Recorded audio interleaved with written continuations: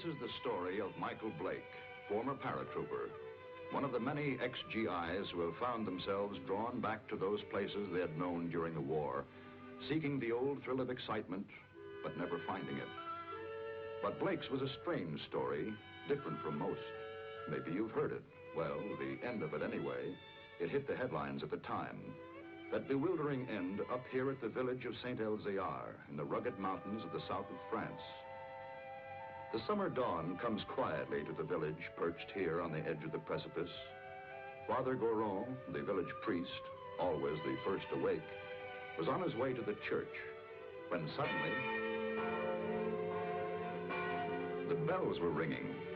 The bells that had been silent ever since the disappearance of the gauntlet of Saint-Elzéar, the famous green glove which had made this village an object of pilgrimage to the sick, the maimed, and the faithful for nearly 1,000 years.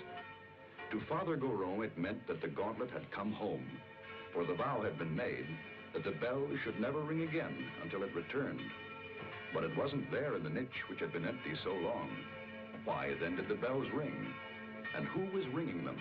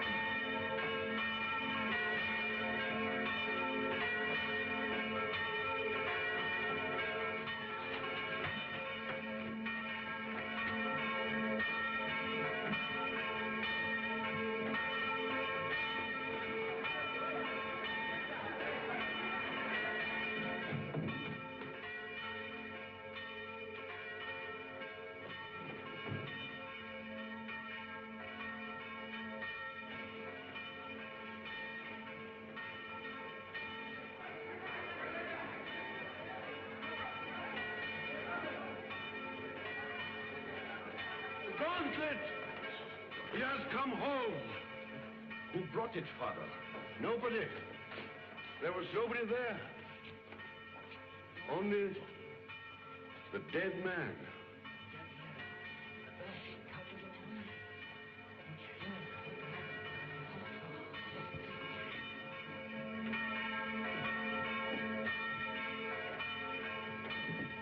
Who is he? Did he ring the bell to say the gauntlet had come home? He was dead as it rang. Nobody was up there. Los Angeles, California, an American. So there it was. The miracle of the gauntlet that had come home with no one to bring it, of the bell that rang with no man alive to pull the rope, and of course, the mystery of the dead man. That was the end of the story. But this story had really begun many years earlier. August 1944. The Allied liberation of the south of France.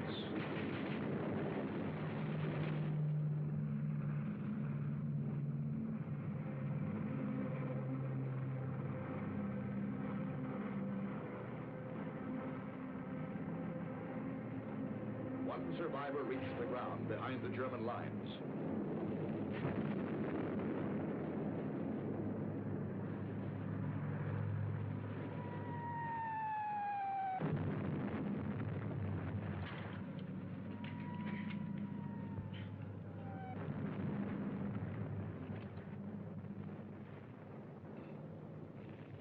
Hold it. Come here.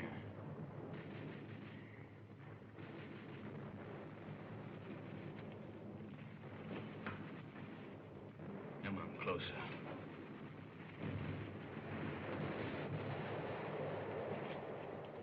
Turn around.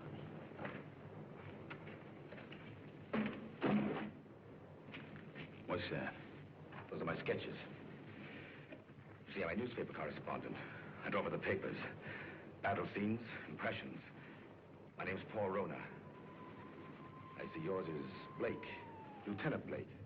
How come a German speaks as good English? Who said I was German? No, what are you? I've changed passports so often I've lost touch. I was educated in England. My mother was a Czech, my father was a Pole.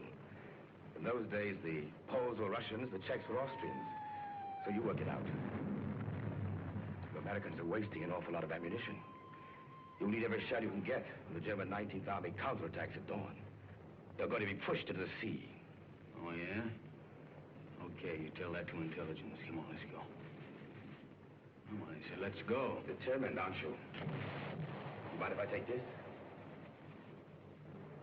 Open it.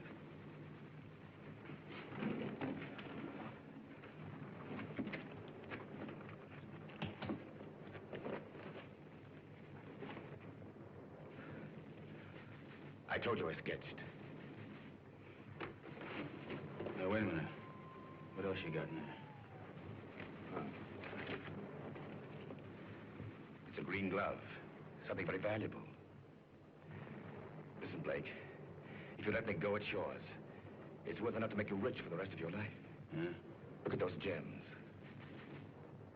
I told you I sketched. That's merely a sideline. In peacetime, I'm an art dealer. Antiques. I have a shop in London, Paris, even New York. You've probably heard of it. Rona's, close to Tiffany's. Never been there. Blake. Blake, this glove's worth a fortune to a collector who'd be the... Come on, let's go.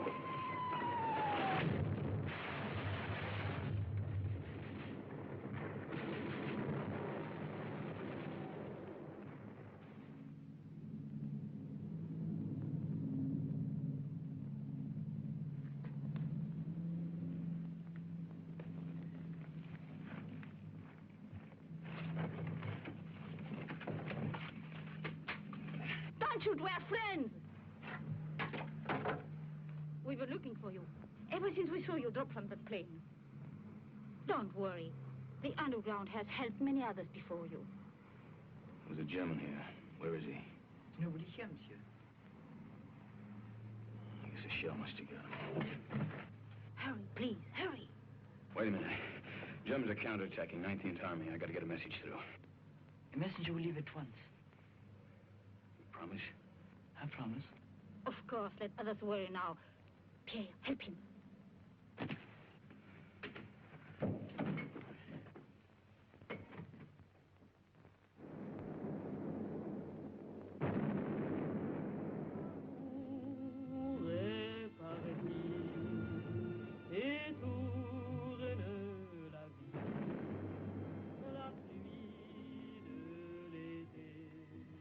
Champagne, madame.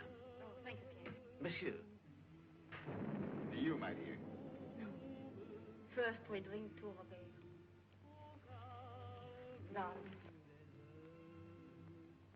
I know you're as happy as we are. To Robert. The American, madame. Oh, it is bad to leave your bed, monsieur. You send the message like you promised. He does not know. The attack will not come. What do you mean it won't come? It's coming right now. No, no. Not now or ever. The Germans are retreating. That's why we drink. Those are American guns. Pierre, champagne for monsieur. We drink. Yes, we drink to you. Our first American since the war came. And we drink to the English. And to the French. And to Robert. My husband. Listen to the music. Robert's favorite tune. It is sad but gay too. We would play it together, he and I. It was before the war. It is catchy, is it not? You remember, Doctor, this tune which Robert loved so well. What is it? No! We found him. He had met a German patrol. He was supposed to be in bed.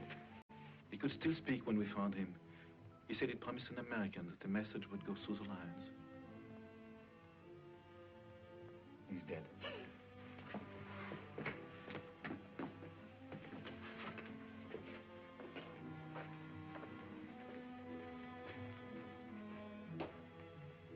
he was doing something for his country. He died for nothing.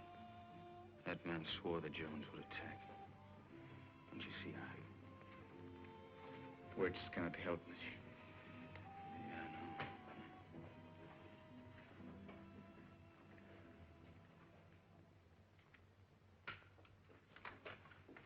I know. Are you ready, monsieur?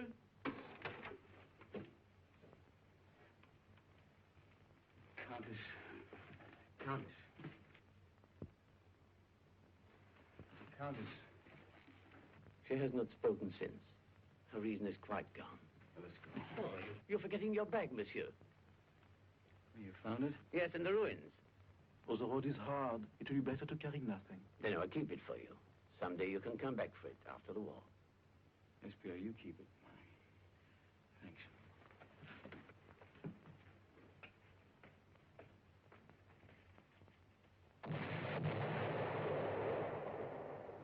That was the end of the beginning. They took to the woods, and the story stopped dead for several years.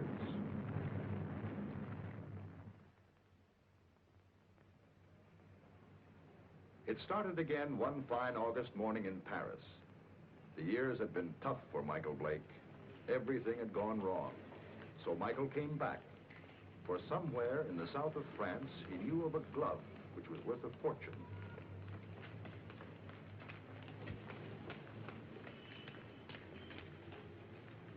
But someone had been waiting for Michael Blake's return. The platform on which we're now standing is 188 feet above the ground. The total height of the structure is 975 feet. And now if you'll continue with me to the northeast parapet over there, you'll be able to get a good look at the Seine and all the bridges below us. This way.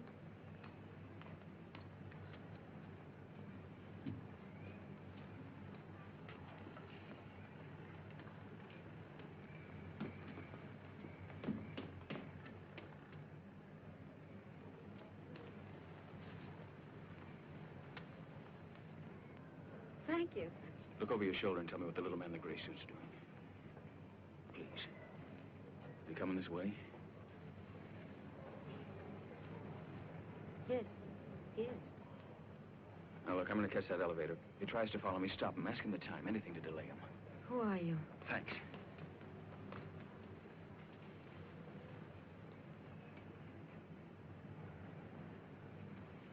Oh, please, can you tell me the time? Oh, it's 10 minutes to 12. Oh, I'm sorry I made you miss your elevator. There, but you can walk down.